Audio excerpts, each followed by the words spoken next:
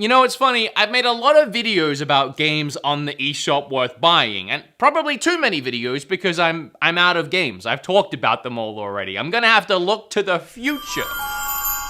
This video is filled with fun, exciting games coming to the eShop really soon, some in just a week or so. Last weekend, I went to PAX with my wife Kim and a bunch of my friends, and we got to a hands-on experience with all of these games, and they're so good. If you've seen my eShop series, it's gonna be just like that, but I'm gonna splice in a bunch of vlogging and fun that I had at PAX around each of the games that I talk about today. So this is 10 eShop games coming to Switch really soon. Actually, I'm lying. It's more like 13 or 14 games. 10 just sounded better for the title, but I played so much. I have so much to talk about. I'm just gonna shut up and get into it. I've never been to PAX East before. It is a giant convention in Boston filled with video games, indie teams, things to buy. I'm very excited. It's about a 6-hour drive for Kim and I, so we gotta get going early if we wanna get there in time to pick up our badges. We are officially in Massachusetts. Okay, we're finally in Boston, and we meet up with Scoot and Fried Biscuits first. I can't wait to meet some of my favorite friends here. All right, that's it, cut. Okay, thank you, appreciate it, thank you. Oh my God, Scootish from twitch.tv/Scootish. Wolfden! All right, hey Bingle. Good to see you, buddy.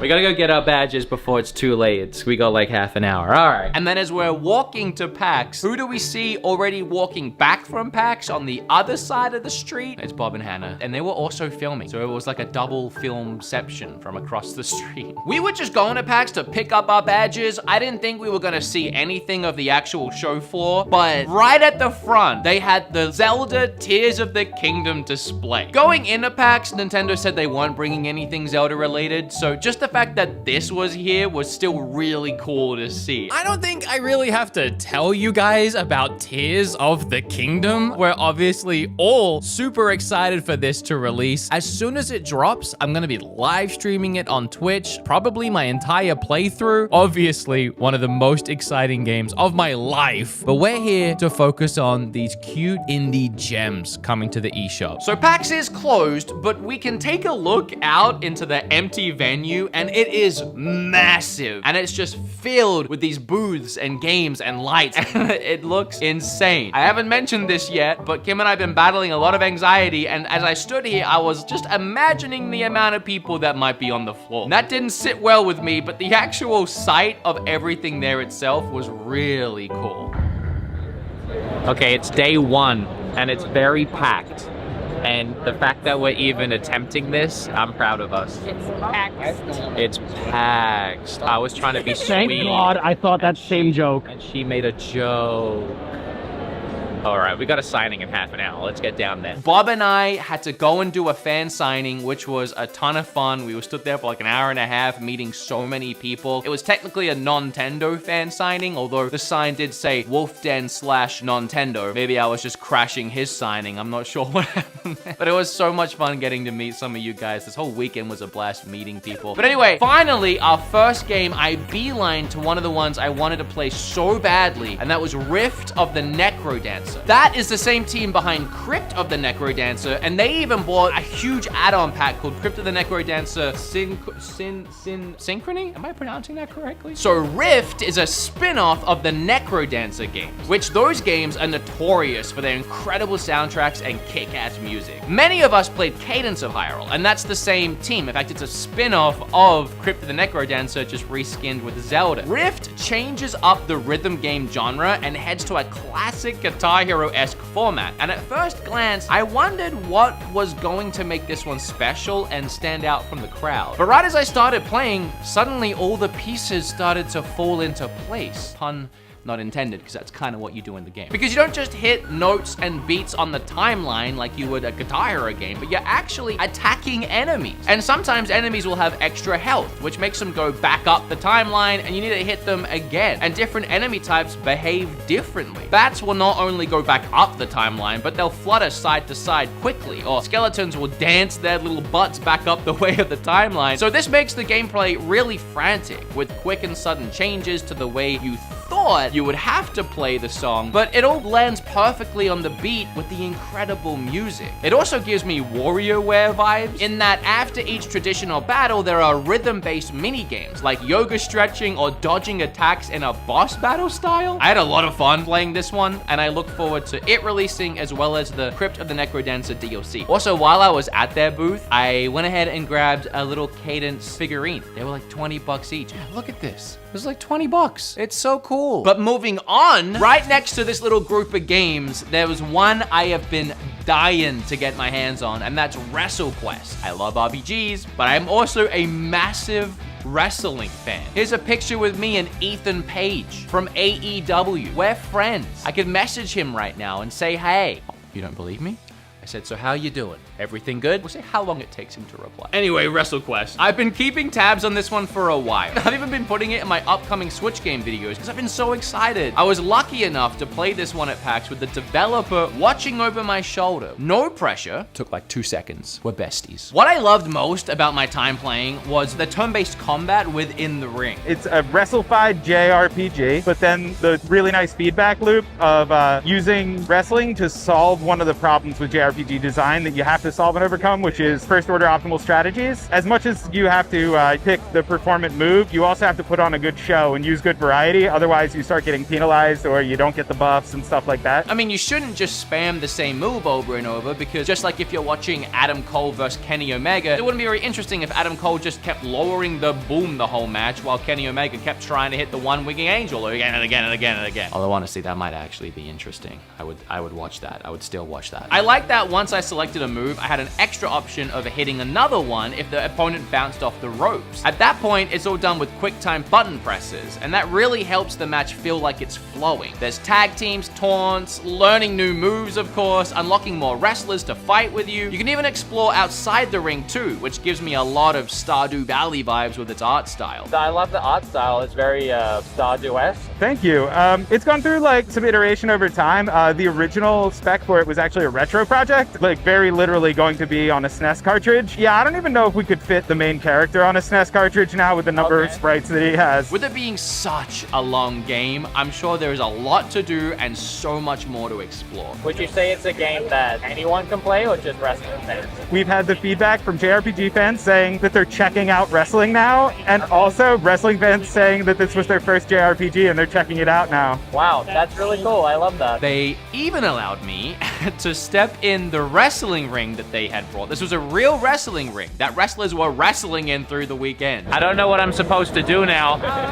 I just got in. I got to stand in there and wave a title around. I really regretted wearing what essentially was a crop top because every time I lifted my arms up, you'd see my belly button. Felt a little risque, but it was fine. I had a good time. As Kim and I were walking around looking for the next games to play, we stumbled on the Fan Gamer booth. I love a lot of Fan Gamer stuff. A lot of special edition Switch games get released via Fan Gamer, and here we had to buy this plushed Bunga from Bug Snacks. It was a game that Kim and I played together, and we adored it a lot. All right, but after that, we turned a corner and we found 2 games. We actually found the Chucklefish booth, and I love their games. They made Eastwood, which I reviewed, and I love that, but they have here Wargroove 2 and Wild Frost. So Wargroove took the Switch by storm when it released in 2019. It's similar to games like Advanced Wars and the Fire Emblem series. It even won awards for Best Strategy Game and in general was received extremely positively. I love the pixel art style, the multiplayer PvP, the co-op modes, even the campaign editing tool. This time around, looks like we got pirates and a kraken. Then Wild Frost. I've had my eye on this Wild Frost game for a while. I love card games. I'll play any kind of card game. It looks really fun. It reminds me of Grindstone, but I don't think they're related at all. I've been trying to play this all this weekend, but there's been people on it the whole time. But I gotta talk about it anyway. It releases in like a week or something, and it looks really good. I love the art style, and you guys know I'm a sucker for a good card game. I have a stupid amount of hours on Marvel Snap on this thing. You don't want to know about it. Wild Frost is a tactical roguelike deck builder where you battle your way up a mountain while building the strongest deck possible. If you played a roguelike before, you know that means if you lose, you have to start again, but you can use any of your rewards you earned on your run to build a stronger deck and try again. And I got a really good feeling about this one. Okay, so while we're walking around the PAX floor,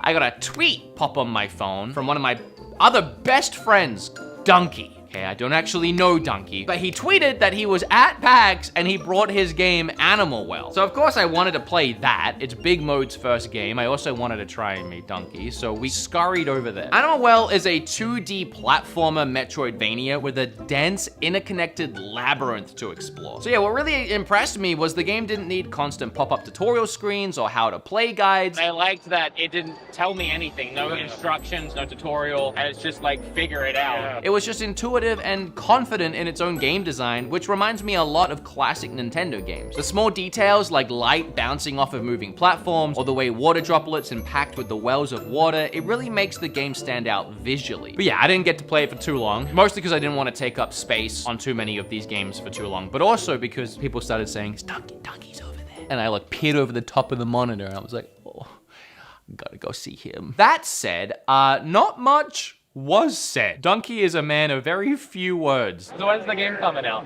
Our game is coming out winter. Okay. This is the greatest game ever created.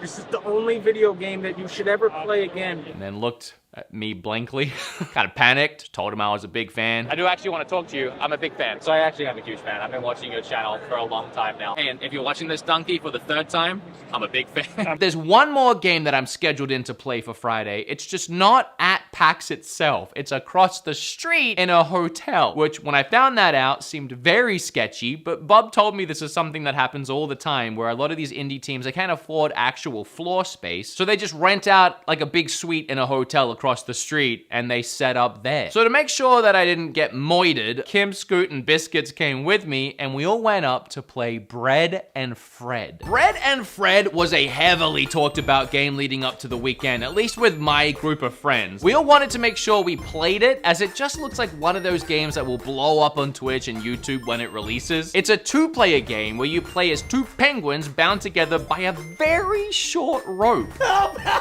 No one's not jumping, I'm scared! You need to work together to climb up a mountain by coordinating jumps, swinging each other, grappling walls, and more. No. All right, what do we do now? Yeah, you're screwed. It is incredibly frustrating in a way that is intended and in a way I don't know if I would be able to handle for a full playthrough. Nope. No. I feel like you did that on purpose. I did not. I didn't. I feel like you did. But that is the point of this game. How would you describe the game to somebody that wants to play it? So, do you know games like getting over it or jumping? Yes. So that. One small slip up can cost you a lot of progress as you fall, slip, and slide all the way back to where you started. I got pulled backwards. No.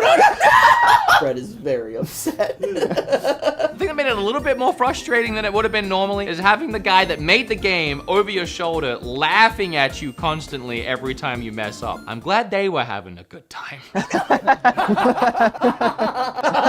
No. I'm not. When he was done laughing his ass off, he showed us the single player mode where you use a pet rock instead and you just kind of chuck it at places. It actually looked a lot harder than trying to do it with two people, but it was pretty funny. Making us feel very inferior, when we were done, he even showed us on his phone a clip of a speedrunner. It was insane. It was one guy, two controllers, controlling both penguins. I don't even understand how the speedrunning community figures this stuff out. It's close to how we were playing. That is almost the same. It took one guy literally seconds to do something that was going to take Scoot and I hours. Okay, I lied. There is one more thing we did on the show floor. We went to the Devolver Digital booth, which was insane. The backside of it was a full cathedral, Cult of the Lamb, candles everywhere. It was incredible. There's Cult of the Lamb DLC coming as well. I didn't get to play that, but I love the game. I watched some gameplay of it. The other side of their booth was like an old 1950s movie theater where they were selling merch. It just looked so cool. I love the guys over there at Devolver Digital. I've been working with them for a long time, doing the eShop reviews and a bunch of other stuff. And I even got to meet Clara, the head of PR, who gives me a lot of the codes for the games. I've been working with her for years now. Oh, and then Kim and I saw a Last of Us PC, and that looked pretty cool. But anyway, bedtime. They say Boston is the city of opportunity, and today, I'm creating my own. Watch this.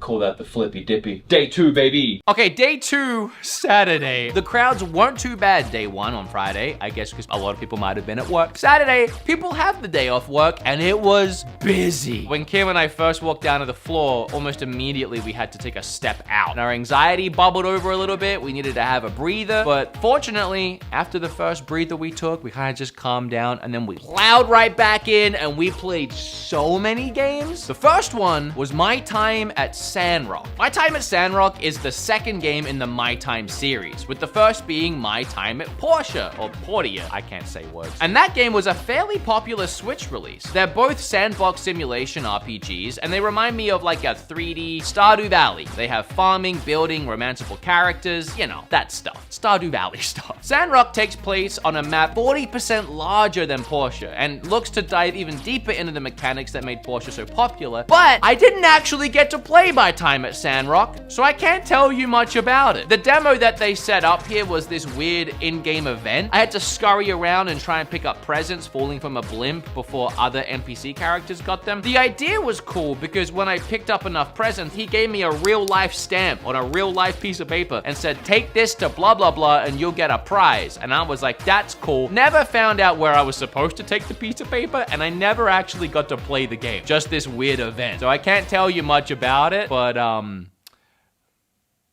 it's a thing.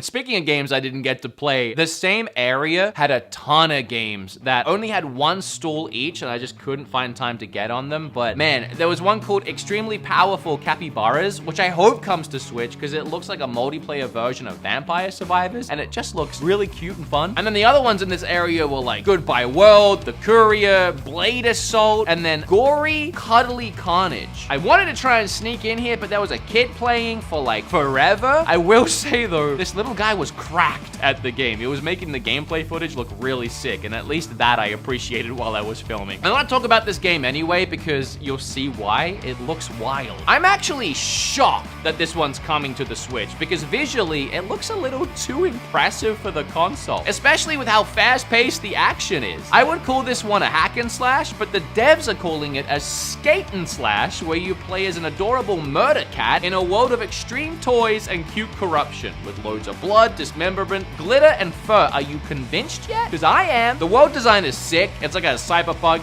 apocalyptic. It's hard not to get Stray vibes off of it too, but that could also just be the fact that you're playing as a cat. Even the music in the trailer slaps, and the gameplay, damn it, hack and slash is my favorite genre of game, and you're adding a kitty into the mix? I mean, my wallet is upstairs, otherwise I would be pulling it out for a gag right now. And then Kim and I got some cherry shaved ice. I know it's not a video game, but it tasted good, and I wanted to let you know about it. You know, it's funny, Bob and I spent all of Friday morning at the Toxic Crusaders booth, because that's where our signing was. This game's being published and developed by our YouTube MCN. This is like the people we work with, and they're making a Toxic Crusaders game. And we never got to play it because it was so packed. But thankfully, a benefit of working with them so closely is they just sent me the game, so I can still talk about it. So initially, Toxic Crusaders was a Game Boy beat-em-up, shoot-em-up game based on the cartoon series by the same name. But recently, Retroware managed to acquire the rights to the franchise and wanted to bring back the beat-em-up in a bright, colorful, and fun way, and I gotta tell ya, that theme song is really catchy. After having to sit for an hour and a half during a signing and listen to it loop on repeat, it is stuck in my brain. Toxic Crusaders, Toxic Crusaders.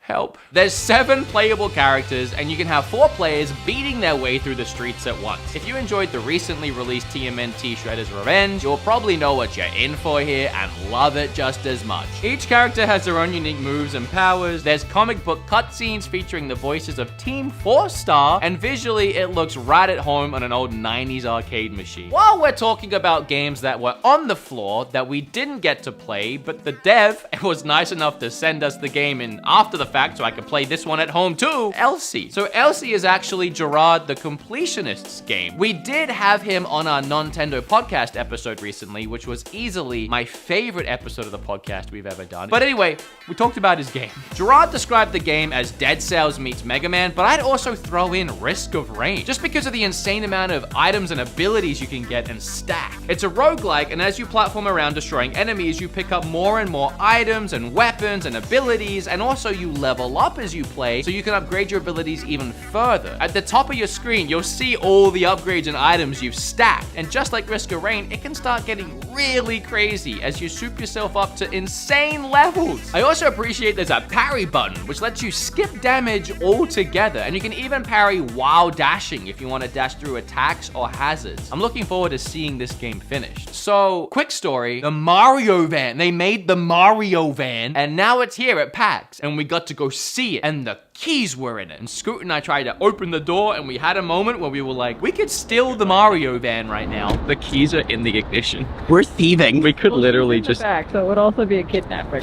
so maybe don't. And then, my standout of the weekend was Mina the Hollower. I had Celia from Yacht Club Games talking me through this one and watching over my shoulder and laughing at my failures. Celia and I have also been friends for a while. She's been on my podcast twice now, talking about upcoming games like this one. And it was just, again, awesome to meet someone that I've been working with online for so long, especially in like the indie space. I had so much fun coming here and hanging out with everybody. It was so good. Sorry for the tangent. You guys have probably heard of this one already, especially if you love Hollow Knight. It's Yacht Club Games' next big project. So, Mina the Hollower is our love letter to the Game Boy Color. It's a top-down action adventure that takes inspiration for some of our favorite games like Castlevania, Bloodborne, and Link's Awakening. They've really meshed all of that together in a way that really, it does feel like the brainchild of all three. So for Zelda, I would say it does have like similarities like when exploring the hub, doing side quests and exploring the village, but the combat is definitely going to be more of Castlevania and Bloodborne. So you will have to strategize, you will have to make enemies aggro. So when you do die, you lose your sparks. But like Bloodborne, you can go pick them up again. Okay. For me, when I think of Game Boy games, I don't often think of big, expansive worlds. But that was the feeling I was getting while playing Mina. There are a ton of secrets around the levels, and Celia kept guiding me towards them, which was nice. You should try hollowing down and see what happens. Whoa. Oh my god. You want to try something else to do? Hit that wall right there, left, right there. Whoa. Oh my god, you know what the secret? I know, right? It's like we made it or something. Oh, and Celia even told us that Switch is getting a physical release. So that's some fantastic news, because a lot of these indies are usually only digital, but not Mina. We're getting a full physical. Oh, so I found Bob's clone, and it was just some really nice guy who I legitimately thought was Bob as he walked past. But I took a photo with him and I posted it on Twitter, and like no one even realized for a long time until I revealed the truth that it wasn't actually Bob. Then I got a photo with him and Bob. It was fake Bob. It was Bob clone Bob 2. Bizarro Bob. I also didn't mention this, but the first thing we actually did at PAX on day one was walk down to this booth that was selling these big mystery boxes. And I spent $200 buying 3 mystery boxes, 2 Zelda ones and a supernatural one for Kim. I didn't know they were gonna be that expensive, otherwise I would not have even like got anywhere near the register. We opened 2 of them in the hotel room and they were awful. All right, we got something. Got a blankie. It's A full-size blankie. a very blurry, scratchy, smells like shoes blankie. We got a pin. I see a water bottle. Well, Kim's excited for what is easily the lightest water bottle I have ever felt. I don't know why you gotta be mean to him. You haven't even seen him yet. Awful? Okay. A little fanny pack. bum bag. No. No? No. That is very cheap. This has definitely been a really bad idea. And then the window showed this, which I could already tell was horribly printed, and then a book. Yeah, this is fine. I have no problem with this. This actually feels quality. This was $60. Yeah, I don't know what you did that for. Oh, you think yours is gonna be any better? Yeah, I do. So it's 3 makeup bags.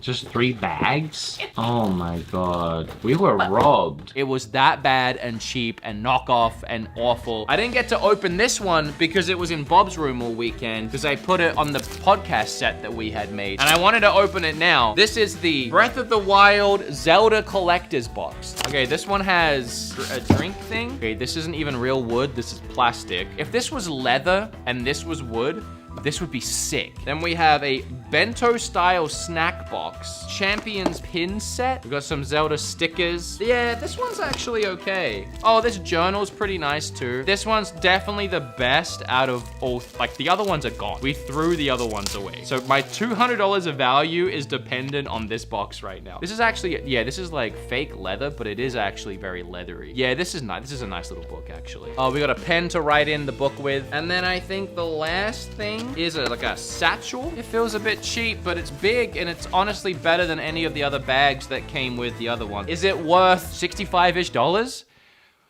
Heck no. But at least there's something of value in it. Okay. Oh no. I just need to know, was there any games at PAX that you saw that you... There was the dog one. Oh no, not Puppy. Oh, no. Oh my god. Puppy, can you hop down, please? No, at least say hello to everybody. Hello. No, I can't, and I won't. The popper. I'm actually remembering just now. I wanted to talk about paparazzi. Can you kind of like explain it a little? You go around and you take pictures of the dogs, but the dogs, they don't really walk so much as they like South Park character bounce across this. That's nice. It is fun. And like the different areas have like different dog stores. Like there's one area like all the dogs are on scooters and you have to like... Do you get points for taking pictures of the dogs? Yeah, but there's like special missions. Oh, can you get me a picture of a dog playing with a bone? Can you get a picture of a dog on a scooter? It's just like, it's dumb, but it's fun. Okay. That's it. Thank you. You would ask Big D what she would play. No, because she wasn't there. She would play paparazzi. This weekend was so much fun. Got to play so many fun games and show you guys these games that were coming. But something I didn't really get to talk about too much is we did go all together as a big group. It was really awesome. Me, Kim, Bob, Hannah, Scoot, Fried Biscuits, E, we all went, and one of my favorite memories of the whole weekend was Thursday night. We had all just driven and flown and trained in, but we wanted to hang out and play some Valorant. I don't talk about this much on YouTube. If you watch me on Twitch, you know about it, but we all play Valorant very often, and we all walked over to PAX and we lined up on their crappy little setups. They weren't too bad, but it was tough adjusting to them. The headphones definitely sucked. We couldn't hear a thing. We were all lined up there playing some Valorant and we lost. But it was still just a nice time, you know, leading up to the weekend, struggling with all that anxiety. Kim and I didn't think we could sit on a massive show floor like that and just play games and feel relaxed, but we did, and it was a really fun time, and I appreciate my friends, but I also appreciate all of you, and I appreciate all of the indie teams that brought their games out. I'm sorry I didn't get to play all of them. I feel like I played a lot, and I got to meet some really cool people, and I gotta tell you, talking about these indies, reviewing them, and getting excited for them is one of my favorite things that I do here on YouTube and with my career in general. Thank you for watching the video, and I'm gonna go back to PAX next year. Okay, bye. Mwah. Play the games, buy the games, wishlist the games. They're probably also all definitely on Steam if you want to play them on your Steam Deck. I'm getting dragged out of here by myself. Okay, bye. See ya, bye.